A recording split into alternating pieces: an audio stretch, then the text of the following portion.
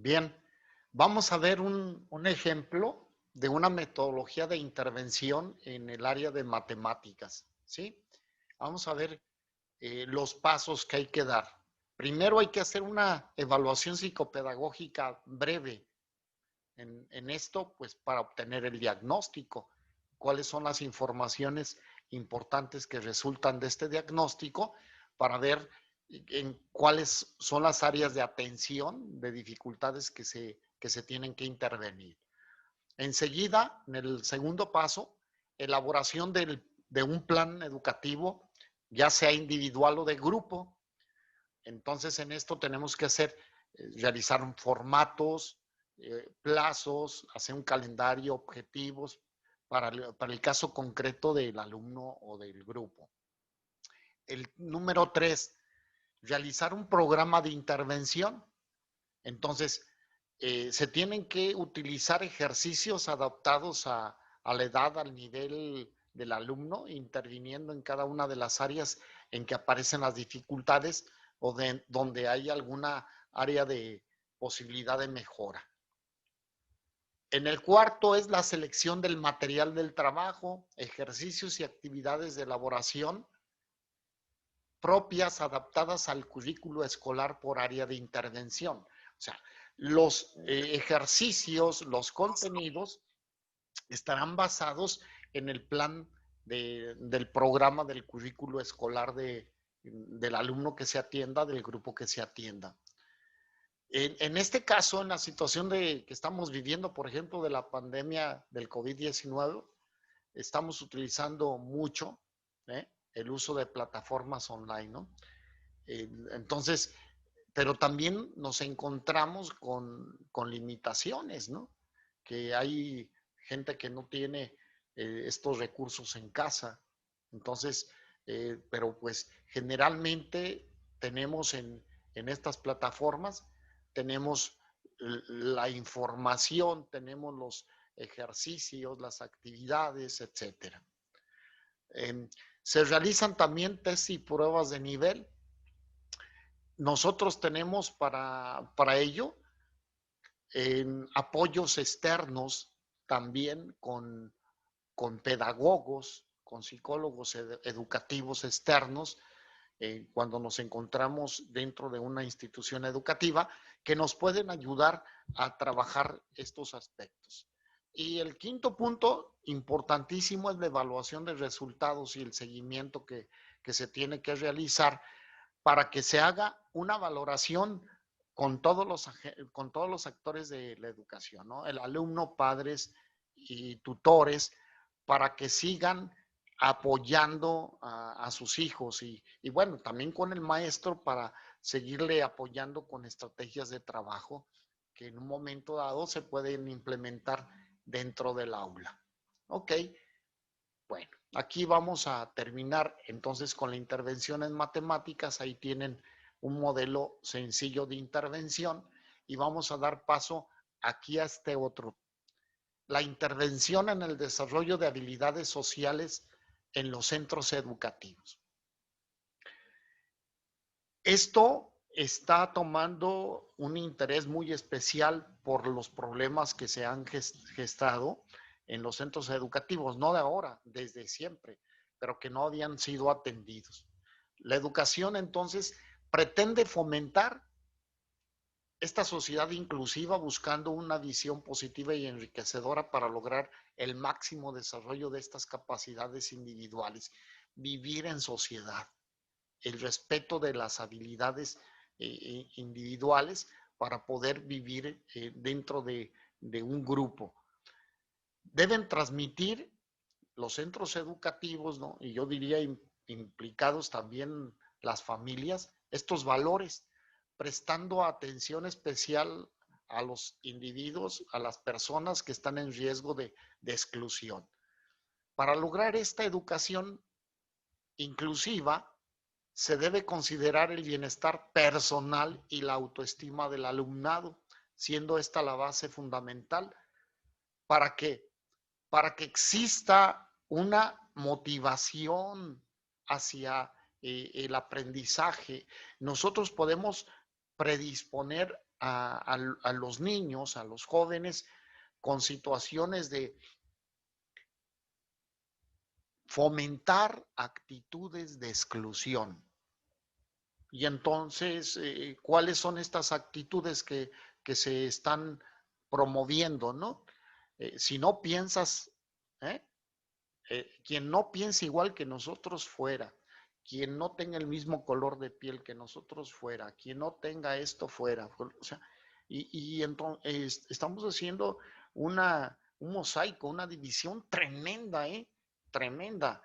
Los grupos feministas con los grupos que están en provida, etcétera. O sea, estamos entrando en un discurso de mucha agresividad y de exclusión, que esto nos va a llevar a violencias y esto no es bueno. Esto no es bueno. Fíjate bien, quiero que quede bien claro. Intervención en el desarrollo de habilidades sociales en los centros educativos. Entonces, ¿cuáles son los pasos? Este es un modelo que contiene los pasos a seguir. Vienen enumerados, ¿no? Entonces, y es lo que hay que trabajar. Recuerden que esto siempre puede ser susceptible de mejora, ¿eh? Cuando ustedes hagan el estudio de este modelo, pueden mejorarlo, pueden desarrollar, incluir, modificar. O sea, esto siempre es factible de perfectibilidad, ¿no? Podemos hacerlo mejor. Entonces, primero, para hacer un trabajo hay que hacer desarrollo de objetivos. Y en este caso el objetivo general es realizar una aproximación teórico-práctica para favorecer la inclusión a través de las habilidades sociales del alumnado de una clase de preescolar de 4 años. Entonces hay que focalizar la población que vamos a atender. Entonces aquí estoy presentando hacia alumnos de preescolar, que se presentan también situaciones de exclusión, ¿eh? Luego, objetivos específicos, revisar el tratamiento normativo sobre inclusión y analizar aspectos de la inclusión educativa. Entonces hay que ver cuál es la legislación, la norma, los reglamentos que visualizan esto, la inclusión. Luego, ahondar brevemente en las características psicológicas del alumnado con problemas de exclusión. 3, profundizar en la importancia de fomentar las relaciones interpersonales en educación infantil. Diseñar una propuesta de intervención para trabajar habilidades sociales en grupo clase de un centro ordinario con un alumno con problemas de exclusión escolar. Estos son los objetivos. Luego pasamos a definir la metodología. Se realizará una revisión bibliográfica de los pilares fundamentales, inclusión educativa y desarrollo de habilidades sociales. Hay que hacer una exploración de la bibliografía que en un momento dado nos hable de la inclusión educativa y de las habilidades sociales. Hay que hacer una investigación. Siguiente, la información obtenida de esta búsqueda será, y es importante compararla con tu experiencia personal, profesional. De esta forma, se ha seleccionado la información más relevante y adecuada para la elaboración del marco teórico. Entonces, el marco teórico tiene una fundamentación en la bibliografía y en la actividad empírica, ¿no? En la experiencia. Tras la revisión documentada que se plasma en la primera parte de este trabajo, se planteará una propuesta de intervención enfocada a trabajar habilidades sociales en el aula, ¿no? Aquí con alumnos de edades preescolar. El 3, dije, marco teórico, todo aquello que se investigó respecto de lo que es la inclusión social y el desarrollo de habilidades sociales, hay que describirlo aquí. ¿Qué autores nos hablan acerca de eso? Para luego pasar al marco legal. En este caso del marco legal, tienes varias fuentes, o sea, aquí se desarrollaron una investigación en varias fuentes. Y estas fuentes son la legislación federal, ¿qué nos dice la Constitución, ¿no? Acerca de la inclusión y las habilidades sociales de la educación en este sentido. El marco legal estatal, los reglamentos federales, los reglamentos estatales, porque en el caso de aquí del estado de Guanajuato tenemos una ley, ¿eh? La ley para erradicar en todas las violencias. Entonces hay que conocerlas. Ustedes como psicólogas, como psicólogos, tienen que echarse un clavado en todo el marco legal, porque esto nos rige también a nosotros. En nuestras intervenciones no podemos hacerlas nada más así porque sí. Ya yo les comentaba que para atender a un alumno, a una alumna menor de edad, se requiere de la autorización de los padres o tutores. Aquí es bien importante, se los paso al costo. Hay personas que se presentan como tutores dentro de una institución educativa y entre ellos son los abuelos, los tíos, que se presentan como tutores. Y muchas veces es el padrastro, la madrastra, que se presentan como tutores. No tienen, si no tienen una definición legal, o sea, que la autoridad judicial haya otorgado esta figura legal para esas personas y no presentan un documento a la institución, ¿qué creen? Que no pueden ellos ejercer la función de tutoría y no, aunque vayan y quieran exigir información de los alumnos y que quieran entrevistarse dentro del plantel, etcétera, no tienen ninguna facultad legal. Y si ustedes se los permiten, están incurriendo en una violación de los derechos y entonces están otorgando información confidencial y poniendo en una condición inadecuada legalmente al alumno, a la alumna con estas personas. ¿Sí, sí queda claro?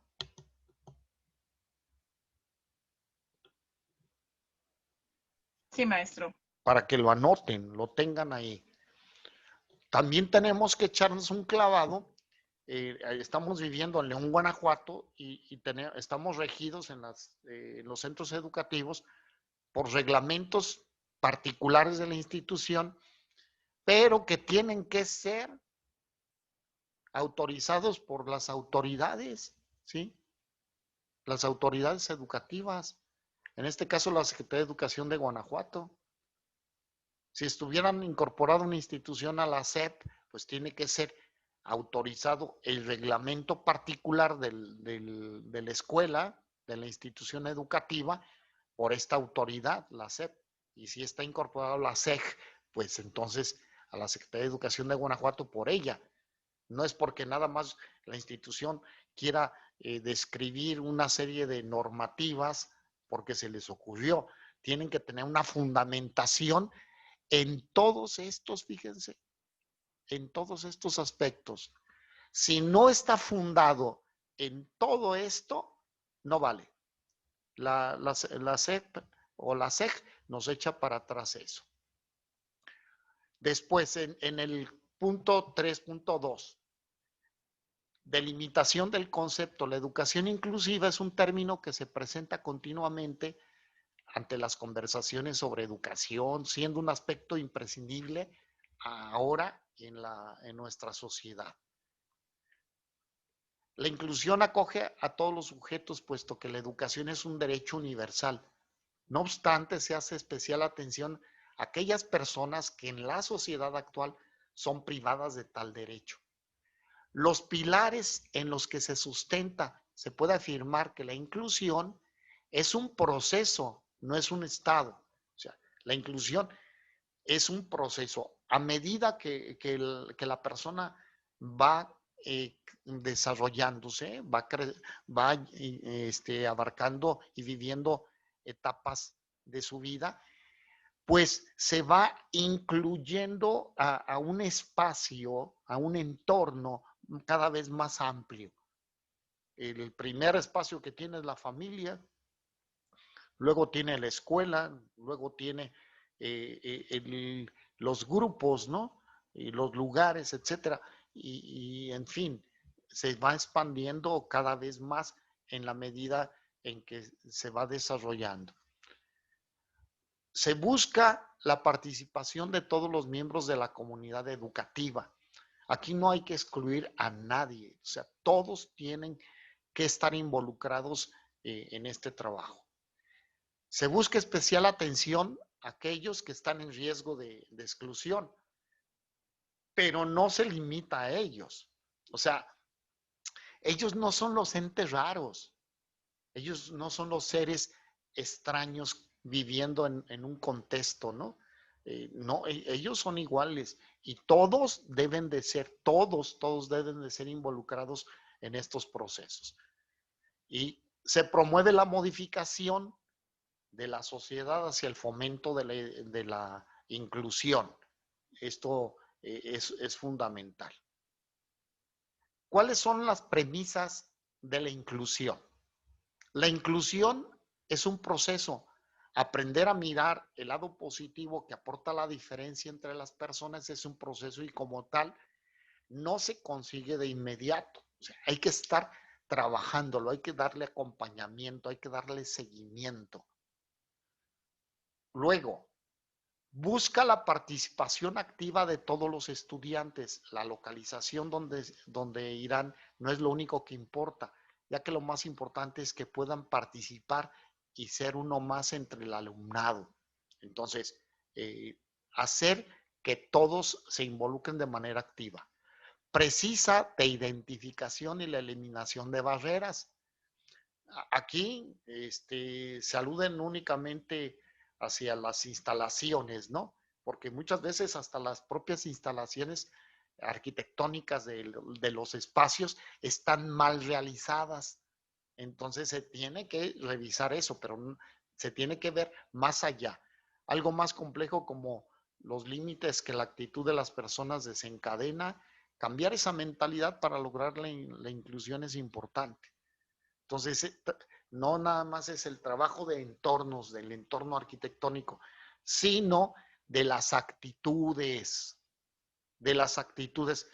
Yo les quiero vender una idea a ustedes y que se la lleven en su mente y su corazón.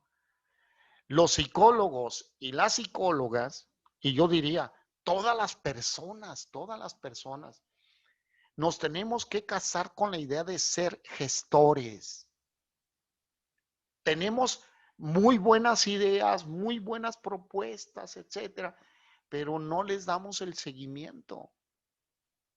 Tenemos en los procesos que llevamos en el departamento psicopedagógico, y no nada más departamento, dije psicopedagógico, sino en muchas profesiones, en muchas instituciones y centros de trabajo, se quedan muchas cosas, como dicen, en la carpeta.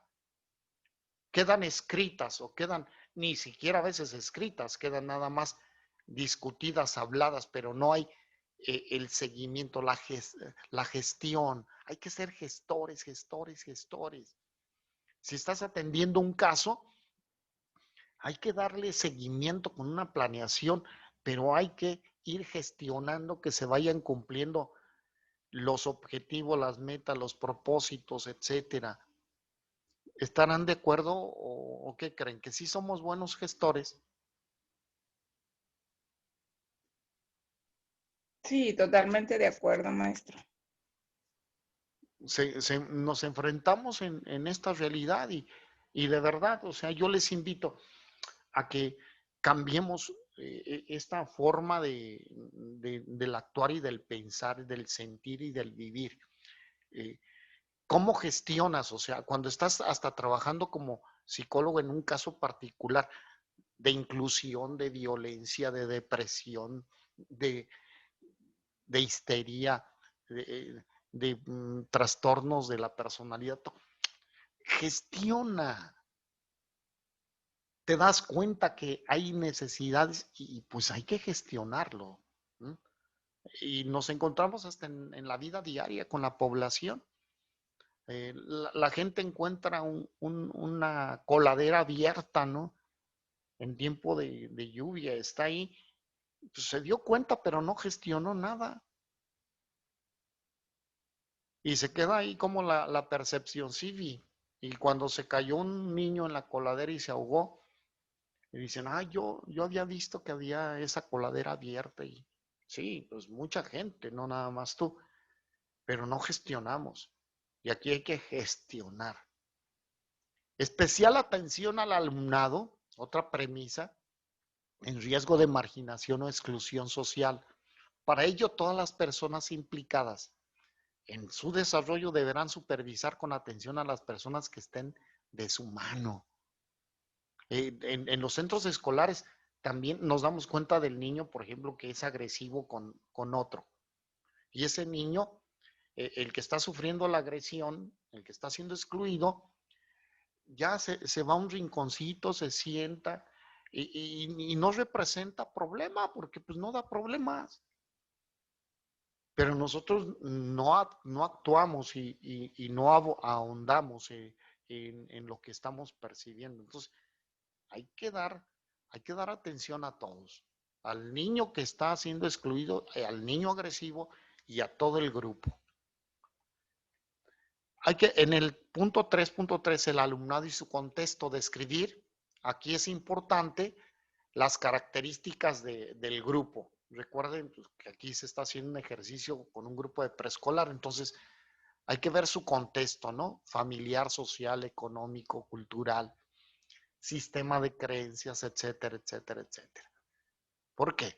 Hasta en el discurso propio, cuando se tiene esta investigación, en el discurso propio de las familias, del padre, de la madre, de la información que te está revelando, te das cuenta por qué un alumno excluye a otros. ¿Por qué? Te das cuenta que los excluyen porque no pertenecen a la clase social, porque no tienen la vestimenta, ¿no? Si tú no traes la playera deportiva Adidas, Nike, entonces no puedes andar con nosotros. Si tú no perteneces al club social del campestre, pues no. Y vean cómo hasta en esos grupos de pues que son una oferta de servicios, que son los clubes, ¿no? Hasta dice de servicios, ponen condiciones, ponen condiciones. Hay otros que no, pero hay otros que sí, ponen condiciones. Si vas a ingresar a mí me ha tocado, ¿no? Si vas a ingresar a una X escuela, ¿no? Y entre sus estudios socioeconómicos dicen que tienes tú una tienda de abarrotes y no los quieren aceptar porque luego dicen, ¿y cómo luego van a pagar las colegiaturas y la inscripción y los uniformes y los viajes de intercambio al extranjero? Y entonces les ponen límites. Es una realidad, ¿eh? Es una realidad, pero bueno. En el punto 3.4, detección de los alumnos que sufren de exclusión escolar, realización de los estudios diagnósticos y las entrevistas con docentes y padres de familia para tener expedientes completos. Entre más información se establece en esta estrategia, podemos actuar de una manera más eficiente. Y los criterios para diagnosticar, pues nos podemos apoyar aquí en este proyecto en varias herramientas, ¿no? Esta herramienta es del DSM-5, en la clasificación de los problemas que puede presentar una persona en cuanto a neurosis, psicosis, trastornos de personalidad, del carácter. Aquí vienen descritos. Es así como un tumbaburros, como si fuera ¿cómo le llamaban antes de la sección amarilla? El, ya hasta se me olvidó el nombre, te dejaban ahí el directorio telefónico, ¿no? Algo así, que te dejaban así un, un libro, ¿no? ¿Eh? Sí, Gigante, así le llaman, o sección amarilla también, maestro. algo, Cualquiera de las dos. sí, ¿verdad? Ajá. Bueno, pues era el Sí, punto de referencia para investigar los teléfonos, ¿no? Y venían publicidad y demás. Bueno, pues es así tal cual, el DSM-5.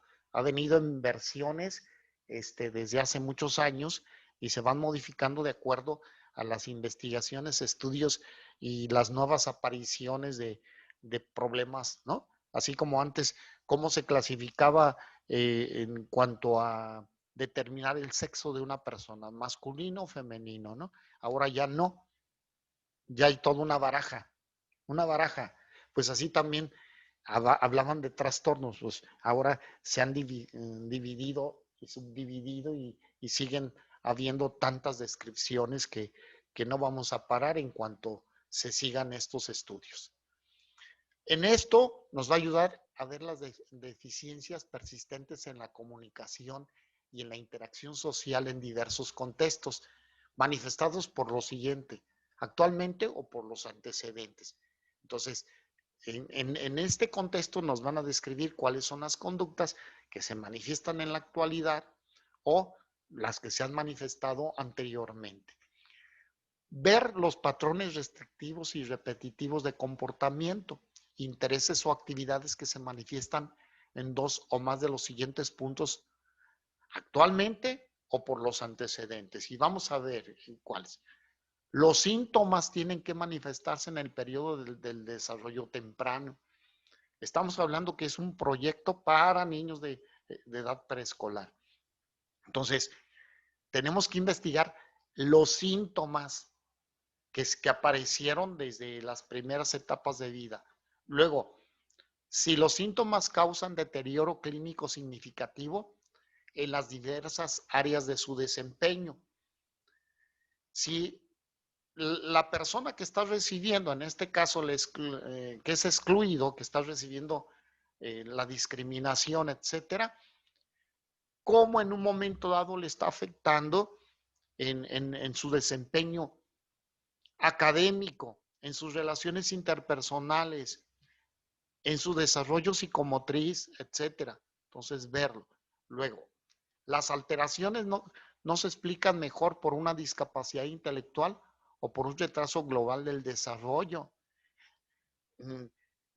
Cuando tienen la presentación de problemas en el desarrollo académico, no necesariamente se trata por una discapacidad, un daño cerebral o por un retardo en el desarrollo. Muchas veces se explican porque están recibiendo esta agresión y entonces están viviendo la exclusión y se privan de la participación porque, porque sienten la presión, sienten que no son aceptados, su autoestima baja, etcétera. Perdón, acá me regreso. Inclusive no quieren participar. Les dicen, va a haber un concurso, ¿no? De poesía, yo no quiero, de canto, de baile, yo no quiero, no, o sea, se excluyen, pero porque están viviendo esa condición. Tenemos que hacer una descripción del problema de la inclusión en el aula. Aquí es una situación dinámica. Se tiene que trabajar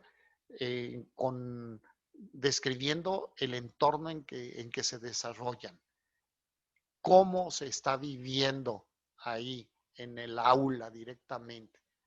En el punto 3.6 establece aspectos metodológicos que los profesores deberán de tener en cuenta para lograr la inclusión del alumnado. Planteamientos estructurados y basados en la modificación de la conducta. Son psicólogas, son psicólogos y tienen que estar trabajando conductas, pero estas las tienen que tener muy claras. ¿Qué otra cosa se debe tener en cuenta? Las características de evolución y adaptación de cada alumno, cómo se han venido desarrollando. y las funcionales y con una definición explícita del sistema para la generalización con los docentes. ¿Cómo se van a implementar las acciones? ¿Para qué? Porque lo importante es no nada más que se porten bien delante del docente, de la maestra frente al grupo, sino con cualquier autoridad, con cualquier persona. Decía un papá, mi hijo sí estudia conmigo, sí, pero está con el cinto tronándole en la espalda. Entonces, ese alumno va a responder ante la amenaza, ante el castigo. Y pues el maestro en clase no le va a tener un cinto ni un látigo en la espalda. Entonces, lo importante es el aprendizaje para que generalicen a otros campos, que respeten en el aula, pero que respeten en el entorno, en toda la escuela, fuera de la escuela, etcétera. Luego, implicar a las familias y la comunidad total con programas donde se atiendan a la familia y a la comunidad. Implicar a la familia en entrevistas, implicar a la familia escuela para padres, implicar a la comunidad total en estos aspectos es de suma importancia. Luego, programas intensivos, no programas que terminen en una semana, como dicen. Vamos a ver la semana de los valores, ¿no? Y en un día el respeto, en otro las responsabilidades, ¿no? ¿Y crees que es suficiente para que haya sido asimilado y ya puesto en la vida de las personas, del niño? En este caso, con eso ya es suficiente, ¿no? Se necesita hacer algo permanente. Establecer como aspectos relevantes que deberán de tener en cuenta los docentes, que es motivar, presentar tareas cuando el niño esté atento, adaptar las tareas al momento evolutivo del niño, implementar el sentido de ayuda a los demás, proporcionarles reforzadores inmediatos, potentes y contingentes. O sea, es estar atentos a las conductas para que en el momento en que se presente algo positivo, se le reconozca y se le refuerce. El niño vive en la inmediatez, ¿no? En el presente, no vive, te voy a llevar a Acapulco dentro de un año, ¿no? No, vive en el presente. Entonces hay que estar atentos. Aquí se les recomiendan a los maestros, a los docentes que tomen en cuenta esto. Después en el 3.7, el desarrollo de las habilidades sociales en clase. La educación escolar tiene como finalidad promover el desarrollo de una serie de capacidades para integrar al sujeto en el medio sociocultural, fomentando la participación. Esto es muy importante porque se va a desarrollar la inteligencia social, como la capacidad de comprender, manejar los acontecimientos, los objetos sociales y las relaciones interpersonales. Los hacemos hábiles en cuanto a sus relaciones. Esta es la importancia del desarrollo de las relaciones interpersonales. ¿Qué se obtiene? Mejor adaptación, aumento de la autoestima, mejora el rendimiento, fortalece comportamientos disruptivos, los berrinches, las agresiones verbales, las agresiones físicas, etcétera, y superación de un trastorno. Cuando se trabaja bien esto, se superan los trastornos que se pueden presentar. El 3.8, el desarrollo de habilidades sociales, ¿mediante qué? Apoyos visuales, objetos, pictogramas, videos, películas, gestos, etcétera. No, vamos a darnos un abrazo. Es un gesto. La capacidad de recibir ese cariño, esa emoción, es un gesto. Uso de historias sociales para favorecer la comprensión. Aquí se usan en los niños de preescolar las fábulas, ¿no? Las representaciones, involucrar a los papás para que representen un cuento donde se refleje el valor de la aceptación, del respeto, de la ayuda. Apoyos verbales, consignas y canciones donde se hace uso de la imitación como estrategia fundamental para el aprendizaje. Hay muchos juegos, muchos cantos que hablan acerca del respeto, pero no nada más que se lo aprendan cantado, sino que entiendan el significado. Apoyos físicos como es el uso de moldeamientos de la postura y de la gesticulación. Hay niños que amenazan con sus manos o con el pie, ¿no? Y que se sientan y para meterle el pie al otro. Pues enseñarles el sentado correcto, el manejo de su gesticulación para que no esté invitando a detonar violencia. Utilizar normas de cortesía, mejorar habilidades de conversación entre iguales, que se platiquen, aumentar habilidades de interacción con iguales, que se respeten en el juego y aprender juegos atendiendo a motivaciones del grupo clase. En el punto 4 es el cronograma, y luego recursos materiales y humanos.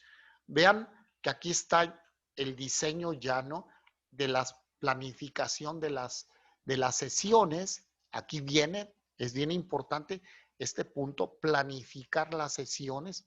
Aquí es un diseño que les doy. Luego, la evaluación de un formato. Aquí vienen los criterios de evaluación y luego tenemos una escala de medición. Aquí el criterio es del no logro, del proceso y se completa, ¿no? El completar. No se completó, está en proceso la situación o ya se logró, ya se completó, ¿sí? Habla aquí de mejorar habilidades de conversación con iguales. No se completó, pues hay que poner no se completó. En proceso, está en camino, se completó, ya se logró. Entonces se describen todos los indicadores que van a reflejar si se logró la inclusión o no. Esta es su tarea. Van a hacer el desarrollo de una propuesta. Hoy aquí hasta dupliqué. Del desarrollo de habilidades emocionales. Esto es la propuesta que ustedes van a hacer, siguiendo los pasos de la propuesta del desarrollo de habilidades sociales. Esto que vimos, ¿no? Debe tener la portada y la letra Arial 12, interlineado 1.5. La fecha límite es para el 2 de noviembre. No lo dejen para después. Háganlo ya. Les va a servir, es un ejercicio. Entonces es la propuesta sobre el desarrollo de habilidades emocionales siguiendo la propuesta, esta propuesta de intervención del desarrollo de habilidades. ¿Sí está claro? Sí, maestro. Bueno. Sí, maestro. Yo ya me había adelantado, ya se la había hecho ayer, pero ya vi que me falta. El punto es de que voy a otorgar algo importante para su nota de la calidad que me hagan de este trabajo en especial. Ok. Avísenles a los Hasta demás. el 2, ¿verdad? ¿Perdón? Mencionó que hasta el 2 de noviembre a tardar, ¿verdad? Sí. Ahí viene la